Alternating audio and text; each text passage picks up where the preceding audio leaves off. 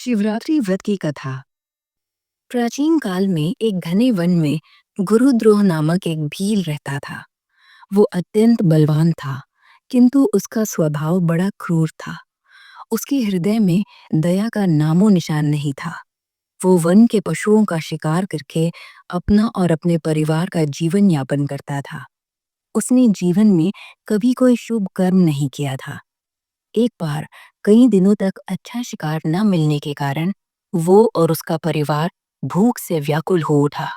शिकार की खोज में वो पूरे दिन वन में भटकता रहा, परंतु कुछ हाथ न लगा। दैव योग से उस दिन शिवरात्रि का पावन पर्व था। अनजाने में और अज्ञानतावश ही उसने और उसके पूरे परिवार ने उस दिन शिवरात्रि का व्रत कर लिया, क्योंकि पूरे दिन कुछ खाने को मिला ही नहीं। शाम ढलने पर भी वो खाली हाथ घर लौटना नहीं चाहता था। परिवार की भूख उसे याद आ रही थी। वो एक तालाब के किनारे पहुंचा। वहां एक प्राचीन बेल वृक्ष था, जिसके नीचे एक स्वयंभू शिवलिंग स्थित था। भील ने थोड़ा जल लेकर उस वृक्ष की एक डाल पर चढ़ गया और धनुष बाण साधे बैठ गया, ये सोचकर कि रात में कोई न कोई पशु जल पीने अवश्य आएगा और वो उसका शिकार कर लेगा। प्रथम प्रहर रात्रि के प्रथम प्रहर में एक हिरनी तालाब पर जल पीने आई। व्याध ने उस पर बाण साधने के लिए धनुष खींचा। धनुष के झटके से उसके हाथ में रखा हुआ बेलपत्र और जल नीचे गिर पड़ा। संयोगवश वो बेलपत्र और जल ठीक शिवलिंग पर जा गिरा। इस प्रकार अनजाने में ही व्याध द्वारा प्रथम प्रहर की शिव पूजा हो गई और उसके बहुत से पाप नष्ट हो गए। हिरणी ने ऊपर व्याध को धनुष ताने देखा तो घबरा गई और बोली, हे व्याध, आप मुझे मारना चाहते हैं, सच सच बताइए। व्याध ने कहा, मेरा परिवार भूख से व्याकुल है। मैं तुम्हारा शिकार करके अपनी और अपने परिवार की भूख मिटाऊंगा।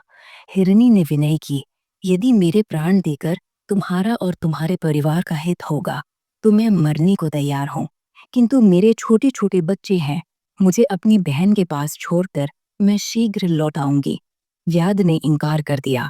तब हिरनी ने गंभीर शपथ ली, हे व्याध, मैं शपथ खाती हूँ कि बच्चों को छोड़कर अवश्य लौट आऊंगी। यदि मैं न लौटूं तो ब्राह्मण यदि वेद बेचे, त्रिकाल संध्या करे, पत्नी यदि पति की अवज्ञा करे, पर उपकार को न माने, भगवान शिव का अनादर करे, विश्वासघात करे, धर्मद्रोह करे, उन सबको जो पाप लगता है वही मुझे लगे। शिव पूजा के प्रभाव से व्याध का हृदय कुछ कोमल हुआ। उसने हिरणी को जाने दिया। हिरणी जल पीकर चली गई। इस प्रकार प्रथम प्रहर निराहार जागरण में बीत गया। द्वितीय प्रहर थोड़ी देर बाद उसी हिरणी की बहन जल पीने आई। व्याध ने फिर धनुष चढ़ाया। झटके से पुनः बेलपत्र और जल शिवलिंग पर गिरे। इस प्रकार अनजाने में द्वितीय प्रहर का पूजन भी हो गया। दूसरी हिरणी ने व्याध को देखकर भयभीत होकर पूछा, आप मुझे क्यों मारना चाहते हैं? व्याध ने वही उत्तर दिया।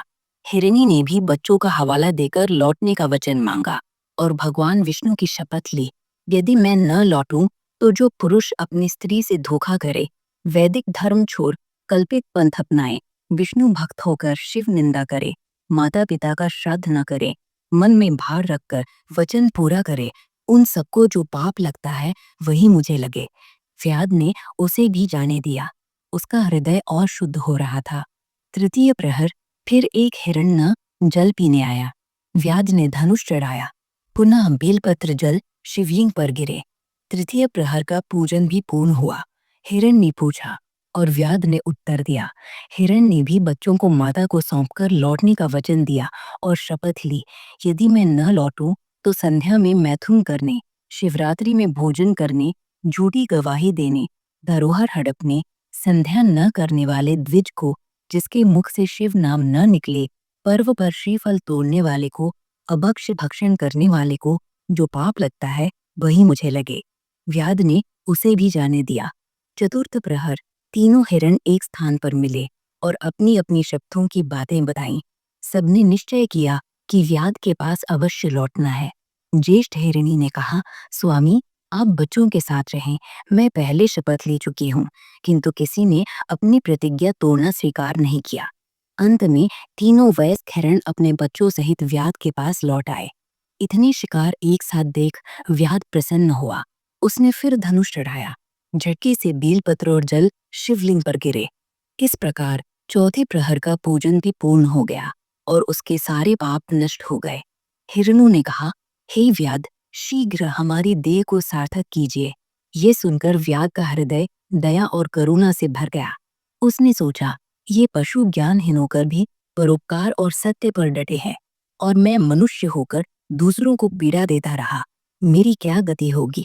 उसने धनुष फेंक दिया और कहा, हे मृगों, तुम धन्य हो, तुम सब अपने घर लौट जाओ, मैं तुम्हें अभय देता हूँ। हिरणों को अभय दान देने से प्रसन्न होकर भगवान शिव स्वयं प्रकट हुए। उन्होंने व्याध को स्पर्श कर कहा, हे निषादराज, मैं तुम्हारे अनजानी व्रत, पूजन और जागरण से अत्यंत प्रसन्न हूँ, वर मांगो।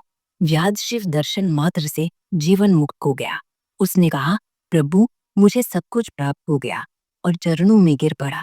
शिव जी ने उसे गुह नाम दिया और वर दिया, तुम श्रृंगवेरपुर में जाकर दिव्य भोग भोगो, तुम्हारा कुल बढ़ेगा। भगवान श्री राम तुम्हारे यहाँ पधारेंगे और तुम्हारी उनसे गहन मित्रता होगी। हिरण परिवार शिव दर्शन से मृग योनि त्याग कर दिव्य देह धारण कर स्वर्ग चले गए।